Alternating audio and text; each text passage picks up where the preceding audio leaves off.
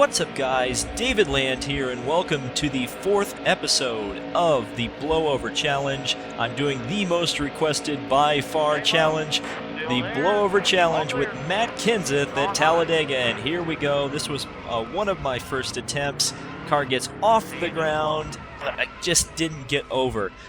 This surprisingly became the most challenging blowover challenge I've done to date. And it's surprising considering that Talladega has this reputation as being one of the faster tracks in NASCAR, one of the easier tracks to flip at in NASCAR, as evidenced by, last May's Talladega race, where I think at least 3 cars got airborne throughout the course of the race.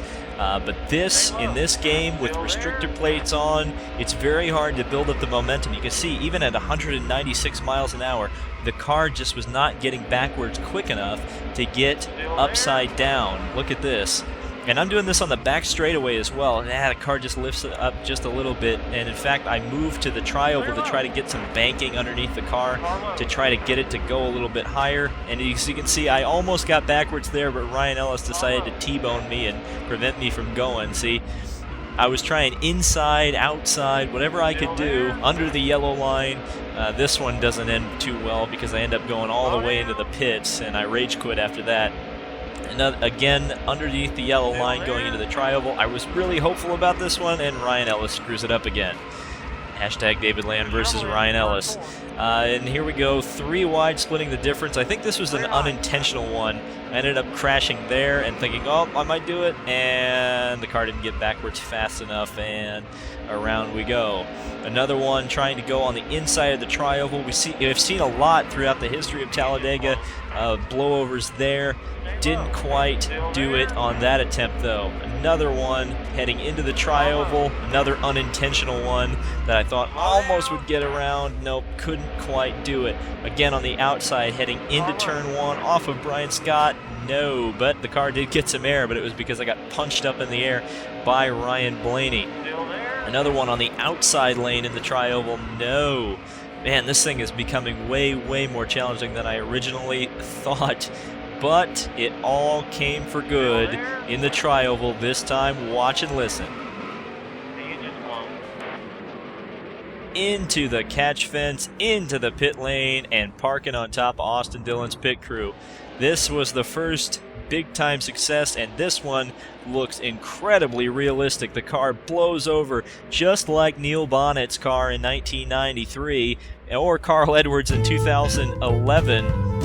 And the car just gets underneath, the air gets underneath it just in the right way. I don't think Carl Edwards flipped over in 2011. What am I talking about? But anyway, I think it was 2009. But don't listen to me ramble. Watch this amazing flip. It actually looks like there's catch fence physics, even though there isn't. I just got really lucky with how this crash looks, in the fact that it looks so realistic, like the catch fence actually threw the car back out onto the circuit. And then, of course, it slides down doing the right round. In fact, there was another flip, as you can see in the background. Brian Scott got upside down. Physics didn't want to work for him too well. That was kind of a weird accident. But here is the speed cam, the wall cam. Watch that. Boom. Violent impact, as you would expect with a catch fence crash. Boom. Just a massive accident on board. Let's listen.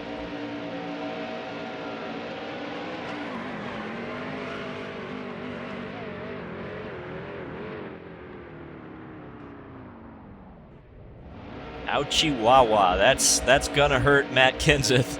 That one looks painful. Oh, brutal accident, brutal crash. I shouldn't call this accident. Pretty much all of these were intentional. But here's the onboard camera again, the TV camera. That actually looks fairly realistic for, again, for NASCAR Heat. And from the copter cam, kind of a staple of big ones at Talladega. You always see them go at the crash with the helicopter cam, and this wreck was no different. This is probably the best angle of the entire crash. Watch. So the second successful attempt I got was on the back straightaway, and folks, you're not going to believe this one. Watch.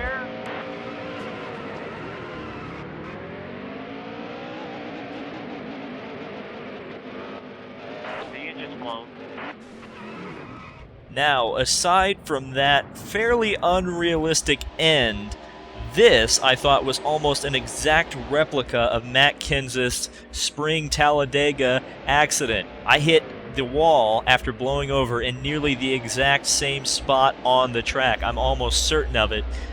Didn't hit quite in the right spot. He went in cockpit first. My car went in underside first, but goodness gracious, how close can you get in NASCAR Heat Evolution? This is not an NR 2003 blowover situation where you can control most of the aspects of how you crash. This was incredible luck to get that as close as possible. Of course, then it does like a sonic flip here.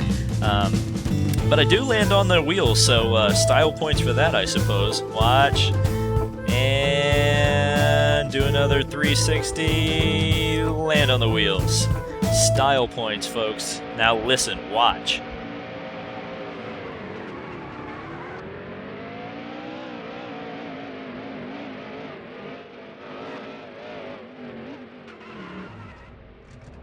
Without turning into too much of Ken Squire, that's what it looks like to flip over in a 200-mile-an-hour stock car, flipping and crashing all down the straightaway at Talladega Superspeedway.